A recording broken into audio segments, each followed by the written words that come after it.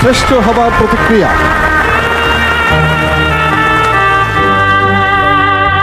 বিদেশের মাটিতে এসে যে অ্যাওয়ার্ডটা পেলাম, এই অ্যাওয়ার্ড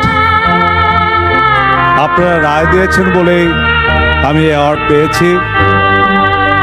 আর আমার নায়ক হওয়ার পিছনে আমার দর্শক ভাইরা যারা এখানে উপস্থিত আছেন, প্রবাসী ভাইদের দোয়া ভালোবাসার কারণেই আমি মান্না হয়েছি।